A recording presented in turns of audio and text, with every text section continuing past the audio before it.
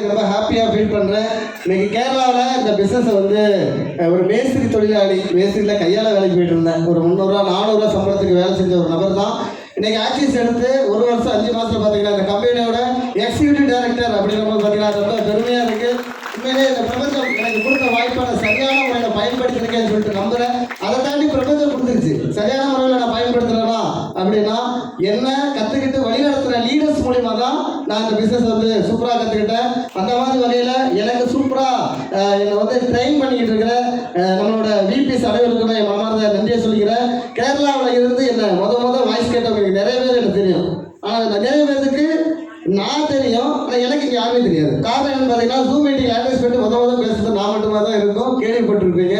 அப்படி கேரளாவில் zoom meeting மூலியமாக நிறைய விஷயங்களை கற்றுக்கிட்டு லேர்ன் பண்ணி இன்னைக்கு கம்பெனியில் எக்ஸிக்யூட்டிவாக இருக்கேன். இந்த ஜூம் மீட்டிங்கில் எந்த விஷயம் கற்றுக்கிட்டேன் அதுக்கு யார் காரணம்னு பார்த்தீங்கன்னா என்னோட மென்டார், என்னோட அப்ளைன்ஸ் Mrs Nagarudra CD ma'am, Mrs Manjula CD ma'am, Mrs Gayathri CD ma'am, Mister Meena CD ma'am, அதாவது மிஸ்ஸஸ் அமதா சிடி மேம், இவர்களுக்கெல்லாம் மிகப்பெரிய நன்றியை சொல்லிக்கிறேன். இந்த இடத்துல நான் மட்டும் கிடையாது, ஒரு மேஸ்திரி தொழிலாளியாக அந்த இடத்துல பிஸ்னஸை எடுத்து இன்னைக்கு கேரளாவில் ஒரு டீமு, தர்மபுரியில் ஒரு டீம் சொல்லிட்டு சூப்பராக கலக்கிக்கிட்டு இருக்கேன். நிறைய நபர்களுக்கு தெரியும் கேரளாவில் என்ன மாதிரியே என்னுடைய தம்பினா கூட பிறப்பு கிடையாது, கூட பிறப்பு மாதிரி தான் என்னுடைய தம்பி சுபாஷ் சார் எக்ஸிக்யூட்டிவ் டைரக்டரா ப்ரொமோட் பண்ண வச்சதுலேயே இந்த பெருமையான ஒரு விஷயம்.